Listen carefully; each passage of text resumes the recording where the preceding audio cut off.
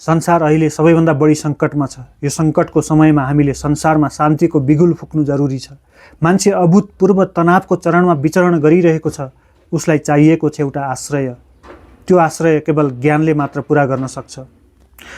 भौतिक उन्नतिको एउटा चरम उचाइमा पुगिसकेको यो विश्व नयाँपनको खोजीमा छ, तर थाहा छैन त्यो खोज के को हो। मान्छेलाई यो उहापोहबाट बाहिर आउनु नै छ, तर कहाँ छ त्यो मुक्ति, कहाँ छ त्यो अवसर, कहाँ छ त्यो जीवनको जागरण थाहा छैन। जहाँ मान्छे मन बिसाउन गएको हुन्छ त्यहाँ ढोंगीहरूको राज छ। मान्छेहरू विश्वास गरेर उनीहरूको शरणमा पुग्छन्, तर अध्यात्मको नाममा लुट भइरहेको छ। त्यसैले हामीले सोच्नु जरुरी छ एउटा यस्तो आश्रयको व्यवस्थाका बारेमा जहाँ मान्छे निष्फिक्री निदाउन सकोस् रातको निद्रा र बिताउन सकोस् दिनहरू सुखको मस्तीमा, ध्यानको गहिराइमा र कर्मको रमणीय साधनामा। मान्छेलाई सच्चा ज्ञानले तृप्त गराउनु तपाईँ हाम्रो कर्तव्य हो।